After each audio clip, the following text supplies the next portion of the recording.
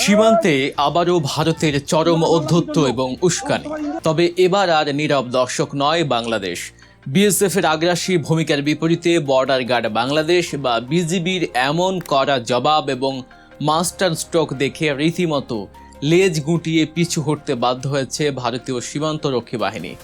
দর্শক, লালমনিরহাটের পাটগ্রাম সীমান্তে সম্প্রতি যে চরম উত্তেজনাকর পরিস্থিতির সৃষ্টি হয়েছে তা জানলে আপনারাও শিউরে উঠবেন। একদিকে ভারতের উস্কানিমূলক তৎপরতা, অন্যদিকে বুক চিতিয়ে মাতৃভূমির 1 ইঞ্চি মাটি রক্ষায় বিজিবির বীরত্বপূর্ণ অবস্থান। সব মিলিয়ে সীমান্ত যেন এখন এক বারুদের স্তূপে পরিণত হয়েছে। পুরো ঘটনাটি বিস্তারিত জানতে এবং ভারতের আসল ষড়যন্ত্রের রূপ দেখতে ভিডিওটি না টেনে একদম শেষ পর্যন্ত দেখার অনুরোধ রইল। কারণ আজকের এই ভিডিওতে আমরা এমন কিছু তথ্য তুলে ধরব যা মূলধারার গণমাধ্যমগুলোতেও অনেক সময় এড়িয়ে যায়। ঘটনার সূত্রপাত লালমনিরহাটের পাটগ্রাম উপজেলার দহগ্রাম 3 বিঘা করিডর সীমান্তে। এই অত্যন্ত স্পর্শকাতর সীমান্ত এলাকার শূন্য রেখায় সম্পূর্ণ বেআইনিভাবে কাঁটা তারের বেড়া নির্মাণের জন্য বাঁশের খুঁটি পোতা শুরু করে ভারতীয় সীমান্তরক্ষী বাহিনী বিএসএফ। আন্তর্জাতিক আইন এবং 1974 সালের ঐতিহাসিক মুজিব ইন্দিরা সীমান্ত চুক্তি অনুযায়ী শূন্য রেখার 150 গজের মধ্যে কোনো পক্ষই কোনো ধরনের স্থায়ী স্থাপনা বা কাঠামো নির্মাণ করতে পারে না। কিন্তু ভারত কবেই বা আইনের তোয়াক্কা করেছে?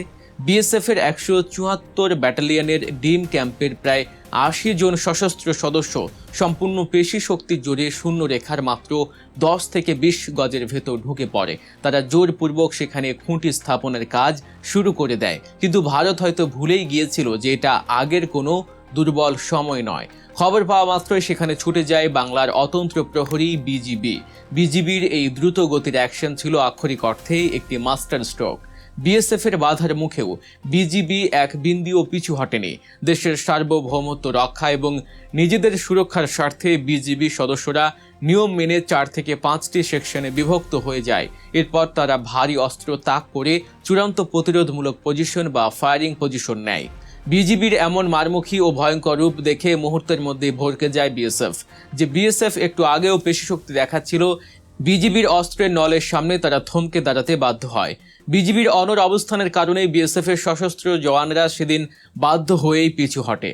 দর্শক, উত্তেজনার এখানেই শেষ নয়।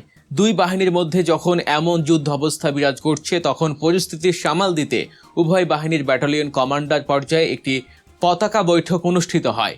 সেই বৈঠকে বিএসএফ অত্যন্ত হাস্যকর একটি দাবি উত্থাপন করে।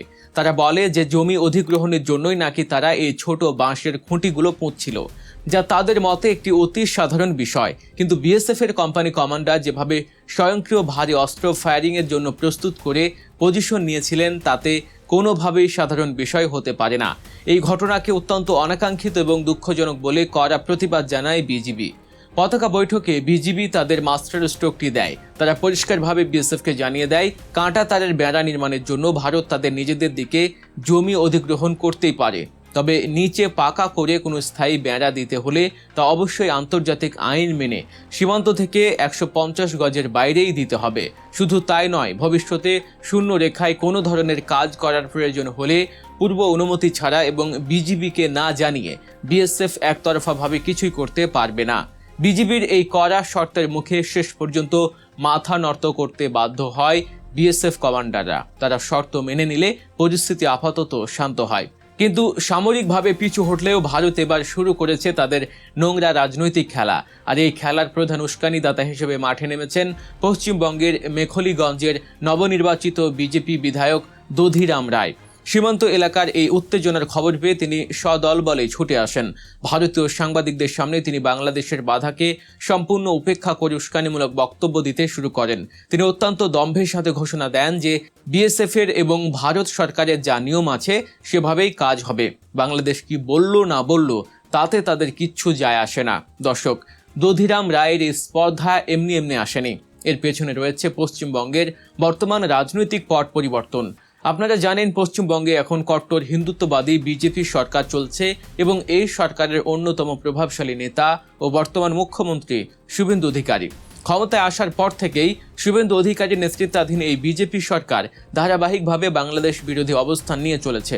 কখনো মাদ্রাসায় বন্দে মাতরম বাধ্যতামূলক করা, এমনকি ঈদের ছুটি বাতিল করা, এমনকি বাংলাদেশে তাদের নাগরিকদের পুশ ইন করার হুমকি দেয়া, এসবই তাদের বাংলাদেশ বিরোধী এজেন্ডার অংশ।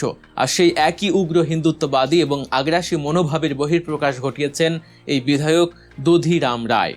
তিনি শুধু শূন্য রেখায় বেড়া দেওয়ার ঘোষণায় দেননি, তিনি সরাসরি বাংলাদেশকে এক মারাত্মক হুমকি দিয়ে বসেছেন। তিনি বলেছেন, শূন্য লাইনে কাঁটা তারের বেড়া বসাতে না দিলে 3 বিঘা করিডর বন্ধ করে দেয়া হবে। এমনকি স্থায়ীভাবে আন্দোলন গড়ে তুলে এই করিডর অচল করে দেওয়ারও হুমকি দেন তিনি। যেন 3 বিঘা করিডর ভারতের প্রত্যেক সম্পত্তি। এই 3 বিঘা করিডরের ইতিহাস জানলে আপনারা বুঝতে পারবেন ভারতের এই হুমকি কতটা অযৌক্তিক এবং আন্তর্জাতিক আইনের পরিপন্থী।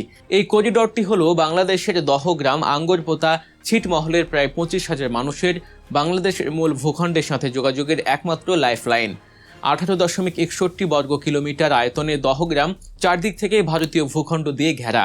1974 সালের ঐতিহাসিক মুজিব ইন্দিরা সীমান্ত চুক্তিতে বাংলাদেশ ভারতকে দক্ষিণ বেরুবাড়ি এলাকা হস্তান্তর করেছিল। এর বিনিময়ে ভারত বাংলাদেশকে এই 3 বিঘা জমি লিজ দেওয়ার প্রতিশ্রুতি দেয়। মাত্র 178 মিটার দীর্ঘ এবং 85 মিটার প্রস্থের এই করিডরটি বাংলাদেশের মানুষের ন্যায্য অধিকার। দীর্ঘ টাল বাহানার পর 1992 সালে করিডরটি খুলে দেওয়া হয় এবং 2011 সালে ইজারার মাধ্যমে বাংলাদেশকে এটি চিরস্থায়ী বন্দোবস্তে দেওয়া হয়। অর্থাৎ এটি কোনো দয়া বা ভিক্ষা নয়, এটি চুক্তির মাধ্যমে অর্জিত বাংলাদেশের অধিকার। এই করিডর বন্ধ হলে দহগ্রামের 25,000 মানুষ সম্পূর্ণ বিচ্ছিন্ন হয়ে পড়বে। তাদের খাবার, চিকিৎসা, শিক্ষা সবকিছু বন্ধ হয়ে যাবে। একটি স্বাধীন দেশের নাগরিকদের ভাতে ও পানিতে মারার এই যে হুমকি বিজেপি বিধায়ক দিয়েছেন, তা দক্ষিণ এশিয়ায় 2 প্রতিবেশী দেশের কূটনৈতিক সম্পর্কের জন্য এক অশনি সংকেত।